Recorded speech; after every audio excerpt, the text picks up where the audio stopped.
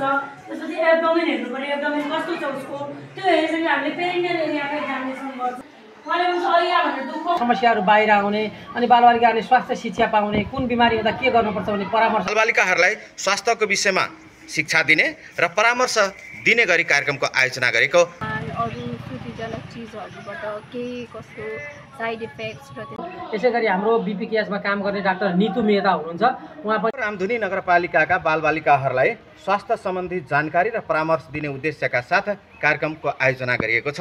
समाज कल्याण परिषद स्वास्थ्य कोषको आयोजनामा उक्त कार्यक्रम सम्पन्न गरेको जनाएको छ। परिषदका सदस्य सचिव मेघराज न्यौपानेका अनुसार बालबालिकाहरूलाई स्वास्थ्यको विषयमा शिक्षा दिने र परामर्श दिने गरी कार्यक्रमको आयोजना गरेको जानकारी दिनुभएको छ। सुनौ यो रिपोर्ट।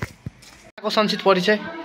नमस्कार, म मेघराज न्यौपाने, समाज कल्याण परिषद राष्ट्रिय स्वास्थ्य कोषको सदस्य। राष्ट्रिय स्वास्थ्य कोषको आयोजना र रामधुनी नगरपालिकासँगको सहकार्यमा रामधुनी नगरपालिकाभित्र रहेका विद्यालयका बालबालिका विद्यार्थी बालबालिकाहरूसँग स्वास्थ्य शिक्षा र परामर्श सम्बन्धी कार्यक्रम सञ्चालन भएछ। एकदमै डाक्टरहरू हामी एकदम विशेषज्ञ डाक्टरहरूलाई ल्याएर बालबालिकासँग डाक्टरसँग अन्तर्क्रिया छलफल कार्यक्रम गरेका छौँ, जसले गर्दा बालबालिकाहरूसँग हुने स्वास्थ्यका समस्याका बारेमा खुलेर छलफल अगाडि आउने, उनीहरूका समस्याहरू बाहिर आउने अनि बालबालिकाहरूले स्वास्थ्य शिक्षा पाउने, कुन बिमारी हुँदा के गर्नुपर्छ भन्ने परामर्श पाउने, जसले बालबालिकाहरूले रोग लाग्दा अथवा स्वास्थ्यको समस्या हुँदा लुकाउने चलन छ। त लुकाउने चलनलाई चाहिँ ओपन भएर चाहिँ स्वास्थ्य उपचारका लागि जानुपर्छ भन्ने खालको एक किसिमको वातावरण पनि बन्छ र अब स्वास्थ्य नै सबैभन्दा ठुलो कुरो भएको हुनाले स्वास्थ्यलाई पहिलो प्राथमिकता दिएर विद्यालयकै बालबालिकाहरूबाट यो कार्यक्रम सुरु गरियो भने यो कार्यक्रमले समुदायलाई पनि ठुलो सहयोग पुग्ने भएको हुनाले हामीले अहिले रामधुनी नगरपालिकाका विद्यालयहरूमा यो कार्यक्रम गर्दैछौँ। आजसम्म हामीले 8वटा विद्यालयमा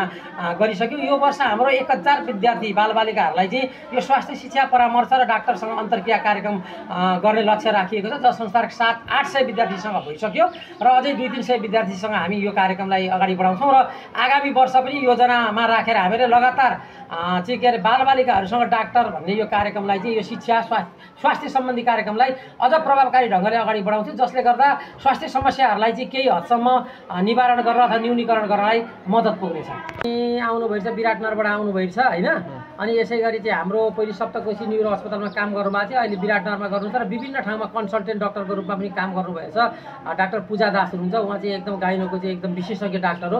यसै गरी हाम्रो बीपीकेएसमा काम गर्ने डाक्टर नीतु मेहता हुनुहुन्छ, उहाँ पनि हामीसँग जोडिनु भएको छ। र यसै गरी हाम्रो किरण यादव जो चाहिँ Biratnagar medical college, Nobel medical college लगायत काठमाडौँका धेरैवटा कलेजहरूमा पनि तालिम दिने एकदम एमएससी नर्सिङ हुनुहुन्छ, मेट्रोन भएर चाहिँ उहाँ चाहिँ चिफ भएर पनि काम गरिसक्नु भएको छ, अहिले पनि काम गर्दै हुनुहुन्छ। यसै गरी हामीसँग सुनसरी जिल्ला अस्पतालका मेडिकल अधीक्षक चाहिँ हाम्रो डाक्टर विनेश मण्डल पनि हामीसँग जोडिनु भएको छ, उहाँले पनि धेरैवटा विद्यालयमा आएर गर्नुभएको छ। यसै गरी हामी विभिन्न ठाउँका डाक्टरहरूसँग जो चाहिँ एकदमै अनुभव समुदायसँगको पनि अनुभव छ उहाँहरूसँग र बालबालिकाहरूको चाहिँ अलिक बढी जानकारी अहिलेलाई चाहिँ हामीले यहाँ चाहिँ प्राइमेरी हेल्थ केयर के हो, हेल्थको डेफिनेसन एन्ड त्यसपछि सेक्सुअल हेल्थको बारेमा फोकस गरेर अनि धुम्रपान अरू सुविधाजनक चिजहरूबाट के कस्तो साइड इफेक्ट्स र त्यसको कन्सिक्वेन्सेस के हुन्छ भनेर स्टुडेन्टहरूलाई चाहिँ एजुकेट गर्ने चाहिँ हाम्रो मेन टार्गेट चाहिँ त्यही हो। कतिजना विद्यार्थी सहभागी भएको छ?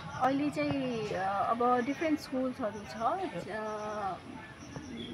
एभ्री डे हामीले एटलिस्ट 2वटा स्कुलमा चाहिँ यो सेवा दिने हाम्रो त्यो टार्गेट छ। एन्ड 4-5 दिनको प्रोग्राम भएर 8वटा एटलिस्ट 8वटादेखि 10वटासम्म स्कुललाई चाहिँ हामीले टार्गेट गरेका छौँ। अगाडिको एभ्री स्कुलमा चाहिँ 75 to 100 स्टुडेन्ट्सहरू चाहिँ इन्भल्भ हुनुहुन्छ। अगाडिको दिन पनि यसरी नै गर्नुहुन्छ कि कसो? भइहाल्छ नि, यो त हाम्रो सोसाइटीको अपलिफ्टमेन्टको लागि काम गर्छ। अनि यसले चाहिँ अब सानै एजमा यस्तो एजुकेसनहरू स्टुडेन्टहरूलाई दिएपछि उनीहरूको एजुकेसन बढ्छ, नलेज बढ्छ यो सब कुरामा, अनि त्यसको रिस्कहरू थाहा पाउनुहुन्छ। अनि जुन हाम्रो विकृति अहिले फैलिरहेछ समाजमा जुन छ त्यो चाहिँ केही हदसम्म चाहिँ अलिकति कम हुन्छ भनेर हाम्रो चाहिँ आशा छ। कतिजना डक्टरहरू आउनु भएको छ तपाईँहरू?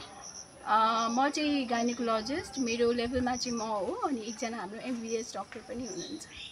अरू 2जना मात्रै आउनु? हाम्रो नर्सिङ स्टाफ हुनुहुन्छ, मेट्रोन हुनुहुन्छ, उहाँले चाहिँ एमएससी नर्सिङ गरेर आउनु भएको छ। अनि उहाँले आफ्नो लेभलबाट हामीले हरेक त्यसमा चाहिँ दिइरहेछ। नाकबाट ब्लड गएको छ कि छैन, मुख पनि हेर्नु, चेस्ट कस्तो छ, त्यसपछि एब्डोमेन हेर्नु पर्यो, एब्डोमेन कस्तो छ उसको, त्यो हेरेपछि हामीले पेरिनियल एरियाको एक्जामिनेसन गर्छौँ, त्यो कस्तो मतलब कहीँ चोट त लागेको छैन, इन्जुरी त भएको छैन, त्यसपछि हामीले हात पनि हेर्छौँ र खुट्टा, अनि त्यसपछि जुन हाम्रो टोज हुन्छ त्यसको फिङ्गरहरू कस्तो छ भन्ने हेर्छौँ। त्यो भनेको हामीले हेड टु टो एक्जामिनेसन गर्न हामीले